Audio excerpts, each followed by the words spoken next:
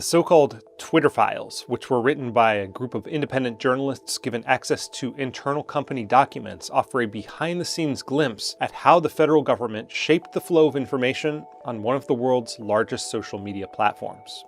Whether or not the Twitter files contain information that was surprising to those already aware of the thousands of takedown requests the company receives every month from law enforcement agencies and the courts, or of the immense challenges of content moderation, is beside the point.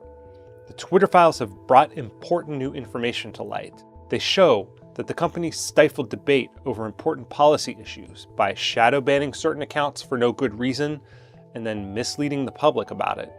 They show that Twitter was routinely strong-armed by the White House and the FBI into complying with frivolous takedown requests, and they provide evidence that the intelligence community likely influenced the decision to suppress the Hunter Biden laptop story in the lead-up to the 2020 election. I mean, to be totally frank, almost every conspiracy theory that people had about Twitter turned out to be true.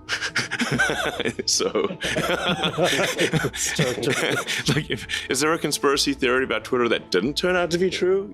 Conspiracy theorists are often sloppy with the facts and exaggerate what really happened. But the information brought to light by the Twitter files should be alarming to anyone who cares about free speech and a free society. The government meddling in similar ways on YouTube, Facebook, Instagram, and Google search? How can we prevent the internet from turning into a centralized apparatus through which state actors can shape and censor public debate? Here are three major takeaways from the Twitter files. 1. Twitter distorted the conversation and misled the public. Twitter had a system of whitelists and blacklists that allowed its algorithms and human moderators to turn engagement dials up and down based on what a user said. It used this power to limit the ability of certain groups and individuals to reach an audience, including conservative commentator Dan Bongino, Stanford economist and medical school professor Jay Bhattacharya, mRNA vaccine critic Alex Berenson, and the libs of TikTok. When asked if Twitter shadow bans, then co-founder and CEO Jack Dorsey misled Congress. Social media is being rigged to censor conservatives. Is that true of Twitter? No. Twitter shadow banning prominent Republicans. Is that true? No. Companies sought to cover by tap dancing around the meaning of the word. In a 2018 blog post, Twitter's trust and safety team wrote, "We do not shadow ban. You are always able to see the tweets from accounts you follow, although you may have to do more work to find them, like go directly to their profile." Needless to say, making tweets so hard to find that digging through someone's profile is the only way to unearth them is what's commonly known as shadow banning, or as Twitter employees termed it with an Orwellian flair, visibility filtering. The Twitter files show that company staff became increasingly comfortable using these tools to manage the flow of information and political discourse around the 2020 election, regularly deploying filters to limit the visibility of Trump's tweets and many others pertaining to election results in the weeks preceding the January 6th riot and the decision to evict the president from the platform. Yes, Twitter is a private company, and it has every right to label the tweets of Harvard epidemiologist Martin Kulldorff as misleading when he tweets statements such as, "Thinking that everyone must be vaccinated is as scientifically flawed as thinking that nobody should." But Twitter is still worthy of our condemnation. Dr. Bhattacharya was shadow banned despite being a respected epidemiologist from a prestigious university, and many of his warnings during the pandemic turned out to be correct. And you can acknowledge serious problems with the work of former New York Times reporter Alex Berenson, who, for instance, badly misinterpreted data to infer a spike in vaccine-caused mortality, while still believing it's preferable to have a public airing of controversial and deeply flawed arguments. A better way to deal with speech you disagree with is to respond to it, as Derek Thompson attempted to do in The Atlantic when he called Berenson the pandemic's wrongest man. Ironically, Twitter raised Berenson's profile by allowing him to inhabit the role of the oppressed truth seeker. 2. The government is secretly policing speech. The most troubling thing about the Berenson deplatforming isn't Twitter's decision per se, but whether it made that decision freely. Was it done at the behest of the federal government? The Twitter files provide circumstantial evidence that the White House played a role. When the Biden administration took over, one of their first meeting requests with Twitter executives was on COVID, writes journalist David Zweig in the Twitter files. The focus was on anti-vaxxer accounts. especially Alex Berenson. The only pandemic we have is among the unvaccinated, and they're killing people.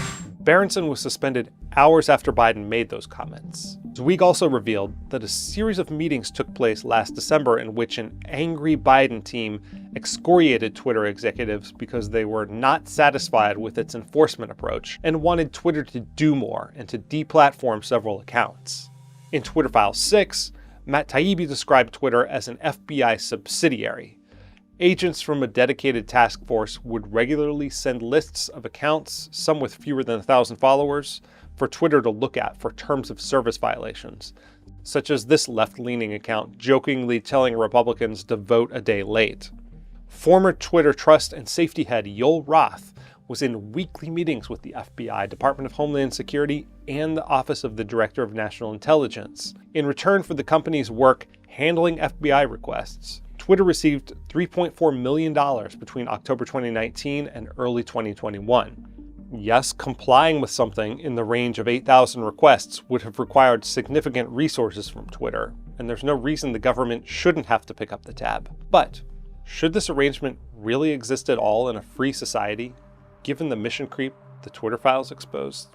Internal communications in the lead-up to Twitter's decision to stop a blockbuster New York Post story about the contents of Hunter Biden's laptop from being shared was also alarming. Jim Baker, the former FBI lawyer then working at Twitter, leaned on Yoel Roth to treat the laptop as the likely result of a Russian hack and leak operation, despite little evidence for that claim. The FBI had told Roth to expect just such a foreign operation to drop in October, and that Hunter Biden would be a likely target. A month before the laptop story broke, Roth even participated in a tabletop simulation at the Aspen Institute about how to handle a Hunter Biden data dump. Publicly, 51 former intelligence officials, including James Clapper, Michael Hayden, and John Brennan, published a letter claiming that the laptop has all the classic earmarks of a Russian information operation. The New York Post story turned out to be completely true. With all that pressure coming from supposedly reputable and knowledgeable sources, was Twitter really acting independently when it suppressed the story? Giving the government unfettered access to exert pressure behind the scenes turned a forum for free discussion, with all the unavoidable messiness and misinformation that free speech entails, into something much worse, a state-approved narrative generator. 3. Twitter permitted covert state propaganda on its platform. The US ran sock puppet accounts on Twitter and then may have tried to shut them down secretly when it looked like it was caught in the act. After Trump won the 2016 election and Clinton blamed Russia for her loss, Congress began to focus intently on the role of foreign misinformation on the internet. Twitter began transparently labeling accounts associated with any government, whether it be a politician or a state-run media outlet. It also pledged to Congress to rapidly identify and shut down all state-backed covert information operations and deceptive propaganda. But apparently that didn't always extend to propaganda disseminated by our own government. As The Intercept's Li Fang revealed, the U.S. Central Command, CENTCOM, asked Twitter to whitelist a number of Arab language accounts spreading messages in support of the U.S.-backed Yemen war, so that they would get the same special treatment that verified accounts receive. Twitter complied. One whitelisted account described accurate U.S. drone strikes that only hit terrorists. At first, the accounts had an attached disclosure noting that they were linked to the US government, but that disclosure was eventually dropped from many accounts, and at least one whitelisted government sock puppet account used an AI-generated image as a profile picture. An internal email thread shows that the Department of Defense wanted to meet with Twitter's legal team in a secure facility. One member of Twitter's team speculated that the agency wanted to classify its work with Twitter to avoid embarrassment. Baker suspected that the fake accounts were set up using poor tradecraft and that they wanted to wind down the operation without revealing accounts' connection to the DoD. So what should Americans demand of Congress in light of the Twitter file revelations? Lawmakers should rein in the FBI and other executive agencies with stricter reporting requirements and defund any federal task force whose mission includes fighting the slippery concept of misinformation. And yet, that will probably never happen. The new omnibus bill just increased the FBI's funding. Unfortunately, if a tool of centralized speech control can be abused by a government, it's a virtual certainty that it will be abused eventually. We should follow the advice of Julian Assange and the cypherpunk movement that shaped his thinking, which maintained that technology, not government policy, is the only effective check on authoritarian tendencies in the long run. You cannot trust a government to implement the policies that it says that it's implementing. And so we must provide the underlying tools, cryptographic tools that we control, as a sort of use of force. The good news is that many people are gradually waking up to the dangers of allowing a company to maintain centralized control over the public conversation. After Trump's deplatforming, many conservatives migrated to the encrypted network Telegram. Since Elon Musk's takeover of Twitter, many progressives have joined the decentralized platform Mastodon. Former Twitter CEO Jack Dorsey has invested in the blockchain-based social media site Nostr and published an article calling for a native internet protocol for social media, arguing that social media must be resilient to corporate and government control, and moderation is best implemented by algorithmic choice. And if Elon Musk wants to keep Twitter relevant and competitive in this continually fracturing landscape and live up to his promise of bringing more free speech to the platform, he'll have to take these developments seriously and think about ways that Twitter 2.0 can avoid the fate of its predecessor by once again falling victim to state interference.